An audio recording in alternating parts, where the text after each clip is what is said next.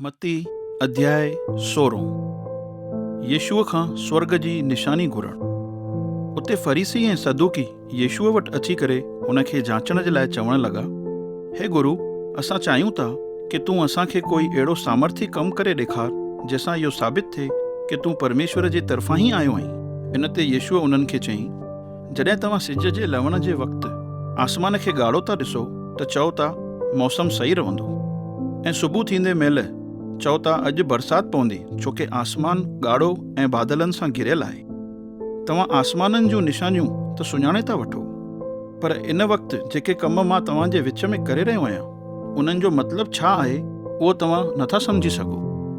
तव्हां दुष्ट आहियो ऐं परमेश्वर जे प्रति अविश्वासी पीढ़ी आहियो, छोकी तव्हां निशानियूं था घुरो, पर तव्हांखे योना भविष्यवक्ता जी निशानीअ खे छॾे ॿी काई बि निशानी न ॾिनी वेंदी।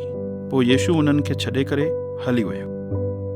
फरीसी ऐं सदूकियुनि जी सिख्या खां सावधान। झील जे उन पार पहुचण खां पोइ चेलनि इहो ॾिठो कि उहे रोटियूं खणणु विसरी विया आहिनि। यीशुअ उन्हनि खे चयो, ॾिसो, फरीसियुनि ऐं सदूकियुनि जे ख़मीर खां सावधान थी रहिजो। इन ते चेला पंहिंजे पाण में चर्चा करे हिक ॿिए खे ईअं चवण लॻा, असां वटि रोटियूं कोन्हनि, शायदि इन करे हे असांखे ईअं थो चए।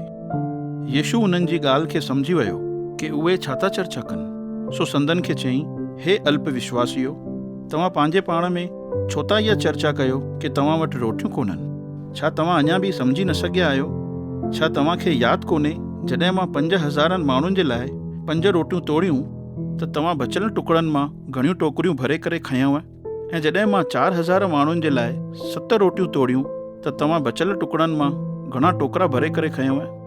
तव्हां छो नथा सम्झो कि मां तव्हांखे रोटियुनि जे बारे में सावधान रहण जे लाइ न, बल्कि फरीसियुनि ऐं सदूकियुनि जे ख़मीर खां सावधान रहण जे लाइ चयो आहे?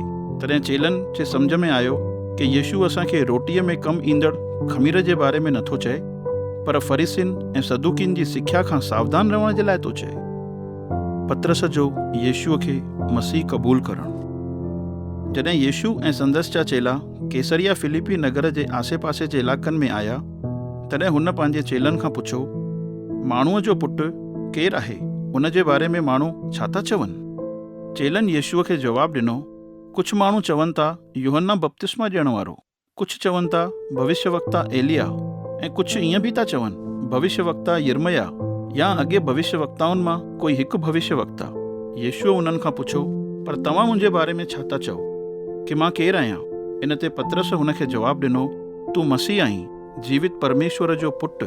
इन ते यीशुअ उन खे चयईंसि, शमोन, योना जा पुट, तूं धन्य आहीं, छोकी कंहिं बि माण्हूअ न, पर मुंहिंजे पिता परमेश्वर जेको स्वर्ग में आहे हुन तुंहिंजे मथां इहा सचाई प्रगट कई आहे। मां तोखे चवां थो कि तूं पतरस आहीं, मतिलबु चट्टान वांगुरु, ऐं इन ते मां पंहिंजी कलीसिया खे ठाहींदुमि, ऐं उन जे मथां शैतान जी सामर्थ हावी न थी सघंदी। मां तोखे स्वर्ग राज्य जूं चाबियूं ॾींदुमि। जेको कुझु तूं धरतीअ ते वधंदे उहो स्वर्ग में वधियो वेंदो, ऐं जेको कुझु तूं धरतीअ ते खोलींदे उहो स्वर्ग में खोलियो वेंदो। इन खां पोइ यीशुअ चेलनि खे चिताए करे चयो, तव्हां इहो कंहिंखे बि न चइजो कि मां मसीह आहियां। पंहिंजे मौत जे बारे में यीशुअ जी भविष्यवाणी।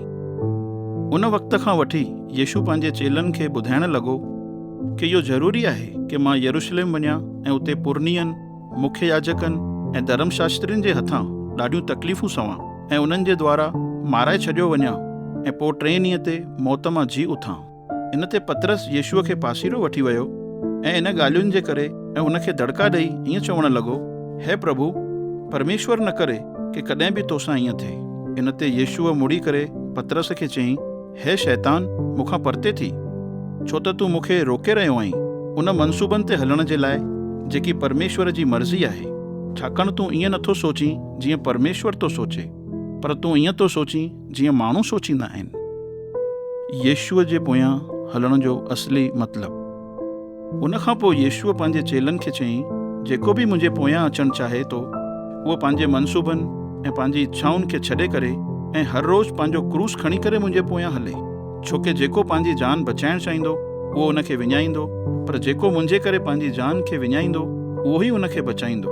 अगरि कोई माण्हू सॼे संसार खे हासिल करे वठे पर उहो उन जे बदिले में पंहिंजो जीवन विञाए छॾे त उनखे छा फ़ाइदो?